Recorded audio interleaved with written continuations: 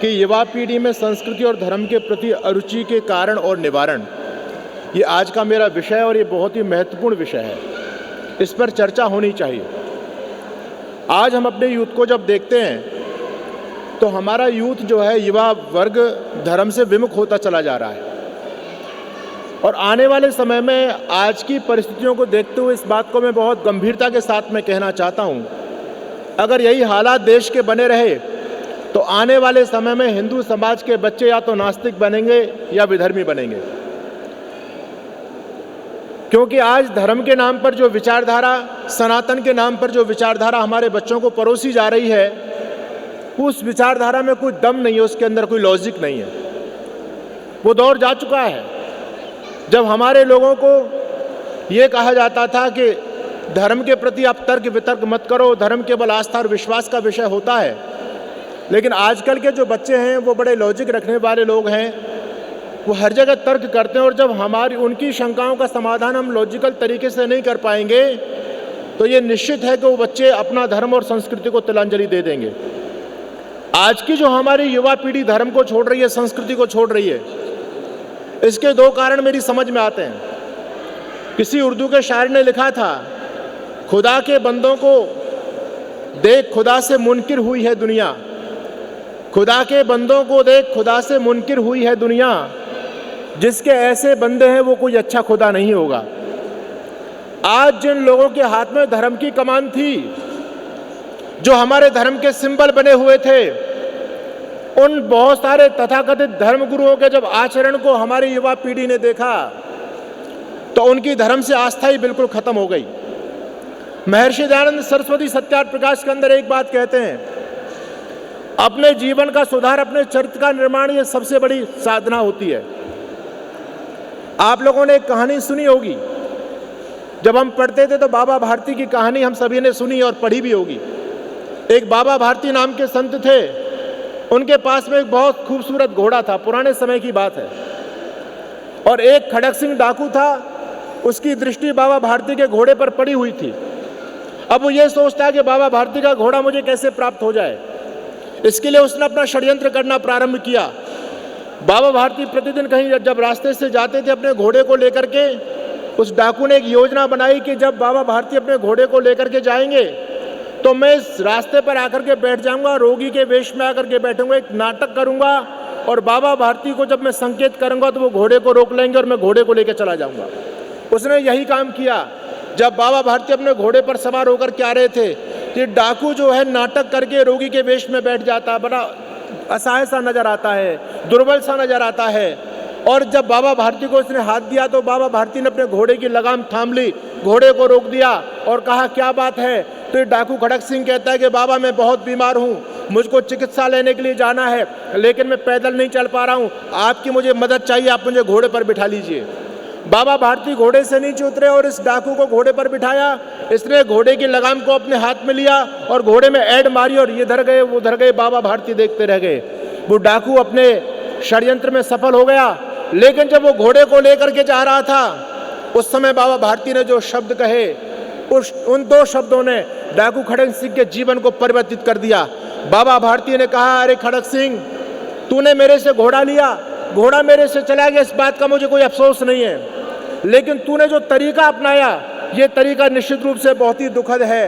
अरे तूने तो ऐसा काम कर दिया कि आने वाले समय में कोई गरीबों पर विश्वास नहीं करेगा, आने वाले समय में कोई रोगियों पर विश्वास नहीं करेगा, तूने तो विश्वास का गला ही घोट दिया।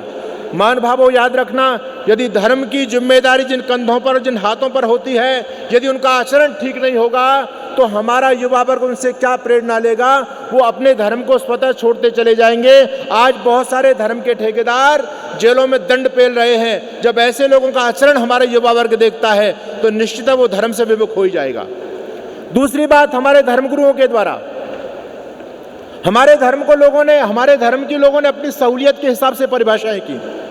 ऐसी परंपरा हमारे धर्म के अंदर डाली गई जिन चीज़ों का धर्म से कोई भी लेना देना नहीं था, लेकिन लोगों ने अपने धंधे चलाने के लिए उनको धर्म का अमली जामा पहना दिया। आज अंधविश्वास, पाखंड, अविद्या, ढोंग धर्म के नाम पर चरम सीमा पर समाज में फैल रही है। आज हमारा जो हिंदू धर्म है वो केवल और केवल मनोरंजन का माध्यम बन करके रह गया है। उसमें कोई अध्यात्म नहीं है, उसमें कोई साधना नहीं है, उसमें कोई लॉजिक नहीं है। जब कोई पढ़ा लिखा नौजवान आज भी कहीं साधना के उसके मन में भाव जागृत होते हैं तो वो दूसरे पंथों की तरफ देखता है, उनके मंचों पर जाकर के, उनके कैंपों में जाकर के शरण लेता है। सोचने वाली बात यह है कि हमारे पास ये पद्धतियां नहीं है, क्या हमारे पास वो ज्ञान नहीं है? सब कुछ हमारे पास में है, लेकिन हमारे धर्मगुरुओं ने धर्म को केवल मनोरंजन का माध्यम बना दिया। आज हिंदू धर्म केवल मनोरंजन बनकर के रह गया है।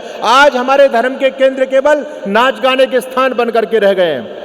वहाँ लोगों को तर्क नहीं मिल रहा है, वहाँ लोगों को दिशा नहीं मिल रही है। इसलिए आज का नौजवान, उसके मन में जब इस अंधविश्वास के प्रति जब एक प्रश्न पैदा होता है और वो धर्म के ठेकेदारों को उसी अंधविश्वास की खाई के अंदर पड़ा हुआ देखता है, अपना प्रयोजन सिद्ध करते हुए देखता है, तो महानुभावों ये भी बहुत बड़ा कारण है कि हमारा यूथ हमारे धर्म से दूर होता चला जा रहा है, हमारी संस्कृति को छोड़ता चला जा रहा है। ये दो कारण विशेष करके आज के युवा के सामने है। अगर आप इस युवा को दोबारा से सनातन धर्म की तरफ आकृष्ट करना चाहते हैं, जोड़ना चाहते हैं, तो महर्षि दयानंद सरस्वती की उन वाक्यों को याद रखना। ऋषि दयानंद सरस्वती ने सबसे पहले एक बात कही थी।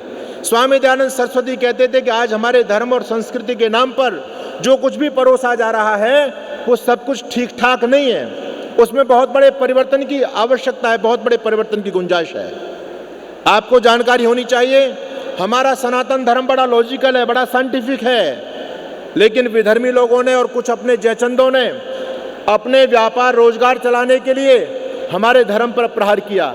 आपके सारे धर्म ग्रंथों को कलंकित किया गया, उसमें प्रक्षेप डाला गया, उनमें मिलावट बहुत बड़े पैमाने पर की गई। पहले इन विधर्मी लोगों ने धर्म ग्रंथों में मिलावट की और आज उन मिलावट के अंशों को लेकर के हमारे सामने सीना तान करके खड़े होते हैं, डिबेट का चैलेंज करते हैं। लेकिन हमारे कोई भी पौराणिक सनातनी धर्मगुरु के पास में उनके प्रश्नों का जवाब नहीं है। उनके प्रश्नों का जवाब मिलता तो ऋषि दयानंद के मंच से मिलता है। जब वो धर्म और अध्यात्म को लेकर के प्रश्न करते हैं तो उस समय आर्य समाज के विद्वान उनके सामने सिरा तान करके खड़े होते हैं। इसलिए रामधारी सिंह दिनकर ने लिखा था, स्वामी दयानंद से पहले हिंदू फुसफुसिया जीव था। फुसफुसिया का मतलब होता जो बिल्कुल गिरा हुआ, बिल्कुल निसहाय, जिसके अंदर कोई ताकत नहीं होती, जो कभी खड़ा नहीं हो सकता। ठीक वही स्थिति आर्य समाज के प्रादुर्भाव से पहले थी, जब विधर्मी हमारे धर्म को लेकर के, संस्कृति को लेकर के जब आक्षेप करते थे, प्रश्न करते थे, तो हमारे पास में उनके प्रश्नों का कोई जवाब नहीं हुआ करता था। आज स्वामी दयानंद जी महाराज के प्रादुर्भाव के बाद में इतना बड़ा परिवर्तन हुआ है कि एक वो भी दौर था जब हम उनके सामने गर्दन नीचे झुकाया करते थे, और आज मुल्ला मौलवी पादरियों में खलबली मची हुई है कि काफिरों की एक जमात है आर्य समाज, जिसके लॉजिक का जवाब हमारे पास में नहीं है। इतना बड़ा करिश्मा ऋषि दयानंद और आर्य समाज ने कर दिया। बंधु, आज सोचने की आवश्यकता है। देखिए, दो प्रकार की लड़ाई होती है। आजकल लड़ाई का दौर चल रहा है और दो लड़ाई होती है। एक लड़ाई होती है हथियार की और एक लड़ाई होती है विचार की। इन दोनों लड़ाइयों में सबसे जो प्रभावकारी लड़ाई होती है वो हथियार की नहीं होती, वो विचार की होती है। जो ताकत विचारों में होती है वो ताकत तोप, तलवार और एटम बम के अंदर भी नहीं होती। वैचारिक शक्ति दुनिया की बड़ी महान शक्ति होती है। हम अपने गुरु महर्षि दयानंद सरस्वती को देखते हैं। महर्षि दयानंद सरस्वती केवल अपने वैचारिक बल पर पूरे जमाने को बदल करके चले गए। था कुल जगत विरोधी, फिर भी ऋषि दयानंद ध्वज आर्य संस्कृति का फहरा गया अकेला। अरे चिंतन करने की बात है कि उस ऋषि के पास कोई शस्त्र नहीं था, उस ऋषि के हाथ में कोई तोप नहीं थी, कोई तलवार नहीं थी, ऋषि के हाथ में कोई डंडा भी नहीं था, लेकिन ऋषि जमाने को बदल करके चले गए। ऋषि का सबसे बड़ा अस्त्र था तो उनका विचार था। मैं निवेदन आपके बीच में करना चाहता हूं कि विचार हमारे जीवन की बहुत महत्वपूर्ण पूंजी होती है। हमारे सनातन की विचारधारा बड़ी लॉजिक थी, बड़ी साइंटिफिक थी, लेकिन इन विधर्मी लोगों ने हमारी उस विचारधारा को कुंद कर दिया। मनुस्मृति में, महाभारत में, रामायण में, सारे आपके ऐतिहासिक ग्रंथों में बहुत बड़े पैमाने पर मिलावट कर दी गई, जिससे आने वाले समय में हिंदू समाज अपने धर्म, अपनी संस्कृति और अपने महापुरुषों से अपनी आस्था को डिगा सके। ये षड्यंत्र हमारे साथ में किया।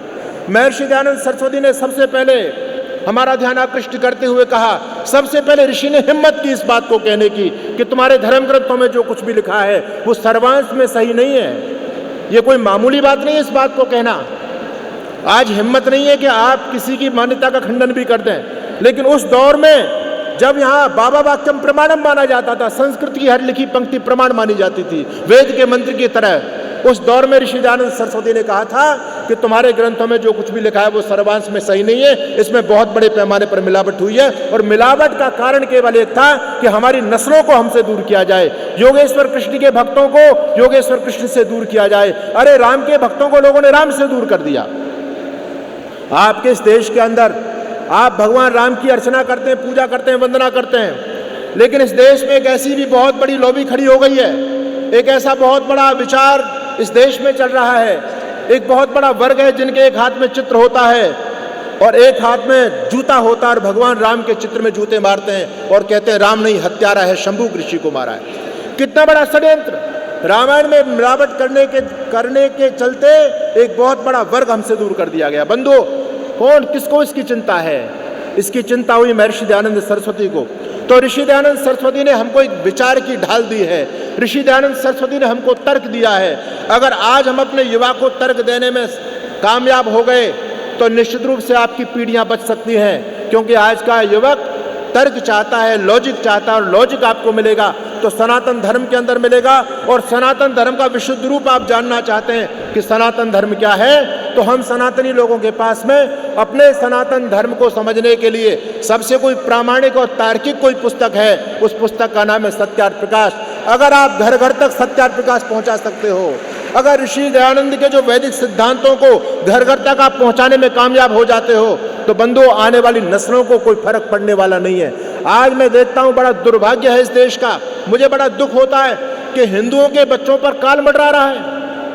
मुसलमानों को चिंता नहीं है कि हमारा बच्चा धर्म छोड़ करके जाएगा, क्रिश्चियनिटी को कोई चिंता नहीं है कि हमारा बच्चा धर्म परिवर्तन करेगा, लेकिन चिंता तो हम लोगों को है। रोज चिंता हो रही है और रोज हजारों की संख्या में रामकृष्ण के वंशज, किसी के सिर पर गोल टोपी आ रही है तो किसी के गले में क्रॉस का निशान आता चला जा रहा है। किसको चिंता है? चिंतन करने की आज आवश्यकता है। बंधुओं, महर्षि दयानंद सरस्वती ने तभी इस बात को कहा था, ऋषि ने जो खंडन किया, खंडन होना बहुत जरूरी है। ऋषि दयानंद सरस्वती कहते थे, बिना सत्योपदेश के समाज के उद्धार का दूसरा कोई रास्ता नहीं हो सकता।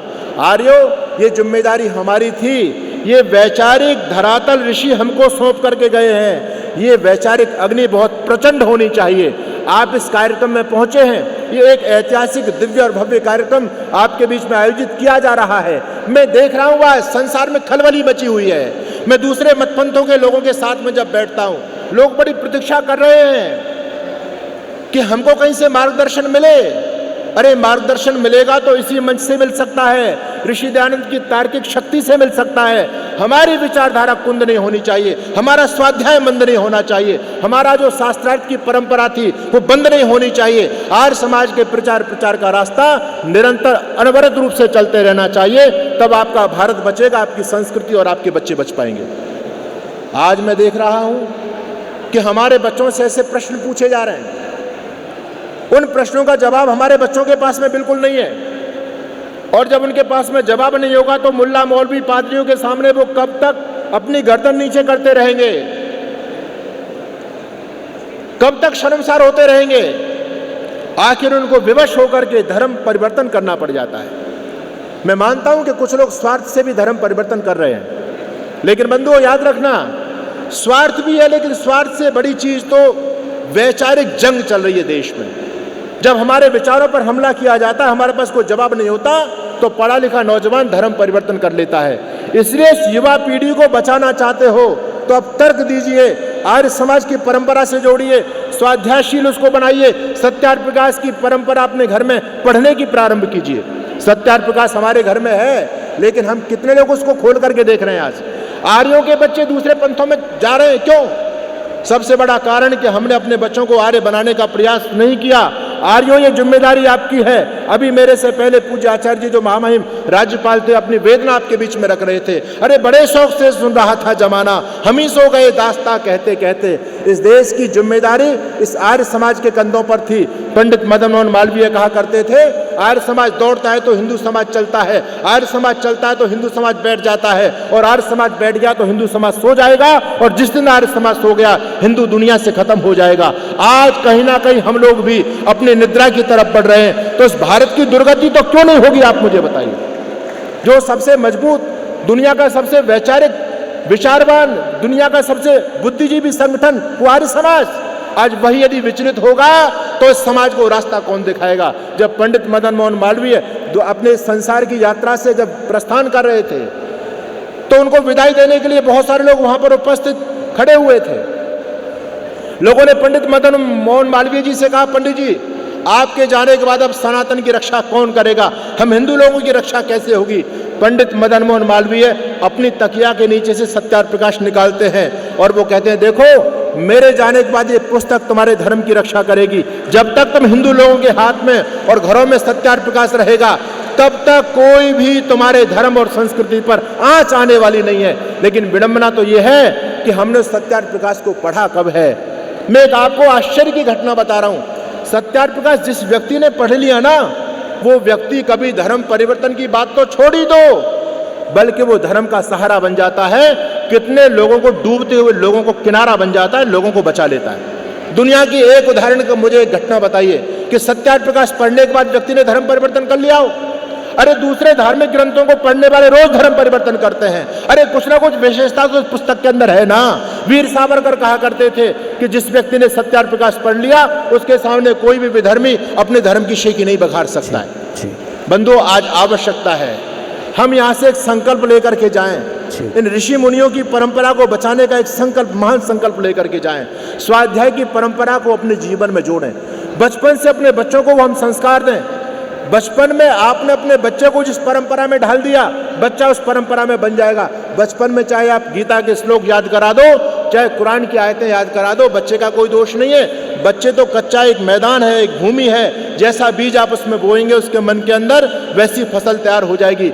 बंधुओं, आज हम कहीं ना कहीं अपने बच्चों को संस्कार देने में नाकाम होते चले जा रहे हैं। और दूसरे लोग जीवन की जो सबसे महत्वपूर्ण पूंजी थी, हमने अपने बच्चों को जमीनें दी, हमने अपने बच्चों को कारोबार दिया, हमने अपने बच्चों को व्यापार दिया, धन संपत्ति सब कुछ दी, लेकिन जीवन की जो सबसे बड़ी महत्वपूर्ण पूंजी थी विचार, उस विचार को हम नहीं दे पाए। हमारे बच्चों को विचार दूसरे लोग देकर के चले गए। इस मोबाइल के माध्यम से, टेलीविजन के माध्यम से हमारी नस्लों को दूसरे लोगों ने बर्बाद कर दिया। इसलिए मेरा निवेदन, आप प्रतिदिन का संकल्प लेकर के चलें। और जैसा कि मेरे आदरणीय भाई विनय जी अभी मेरे बारे में बता रहे थे, भारतीय हिंदू शुद्धि सभा, इस देश में बहुत सारी समस्याएं हैं और हर समस्या का एक ही समाधान है। हर समस्या का एक समाधान, और वो समाधान महर्षि दयानंद सरस्वती ने आज से 150 वर्ष पहले दिया था। महर्षि दयानंद के बाद उनके प्रतापी शिष्य स्वामी श्रद्धानंद और पंडित लेखराम जी ने इस पावन परंपरा को आगे बढ़ाया। वो जानते थे आज इस देश में बहुत बड़ी समस्या है। और एक मिनट में आपके साथ जुड़ना चाहता हूँ और आप मेरे से जुड़ने का प्रयास कीजिए। एक मैं आपको गणित समझाना चाहता हूँ, आपको पता चल जाएगा कि देश के हालात क्या बनने वाले हैं। चिंता आर्य समाज कर रहा है और उन झंझावातों से लड़ने की तैयारी भी आर्य समाज कर रहा है। आपको जानकारी होनी चाहिए, 1947 में जब भारत आज़ाद हुआ, लेकिन भारत का बंटवारा हो गया, पाकिस्तान बन गया और हिंदुस्तान रह गया। उस समय का जो पाकिस्तान था, उस पाकिस्तान में 17% हिंदू रहता था और भारत में 3 करोड़ मुसलमान बचा हुआ था। 3 करोड़, वो केवल गांधी की बदौलत बच गया। तो 3 करोड़ वो यहाँ पर था, हम वहाँ 17% थे। अब देश को आज़ाद हुए 75 साल हो गए। इन 75 सालों का गणित आप लगाएंगे तो आपको पता चलेगा, जिस पाकिस्तान की भूमि में 17% हिंदू था, आज पाकिस्तान में 1% भी हिंदू नहीं बचा है। और आज से 70-75 साल पहले भारत में जो लोग 3 करोड़ थे, आज वो 30 करोड़ हो चुके हैं। 30 करोड़। अब आप बताओ कितने गुना बढ़ गए? 10 गुना बढ़ गए। 3 करोड़ से 30 करोड़ हो गए। आने वाले 75 सालों में अगर इसी प्रकार से इनका रेशियो चलता रहा तो आने वाले 75 सालों में क्या होगा? 30 करोड़ के 10 गुना कर दो, कितने करोड़ हो जाएंगे? 300 करोड़ हो जाएंगे। 300 करोड़।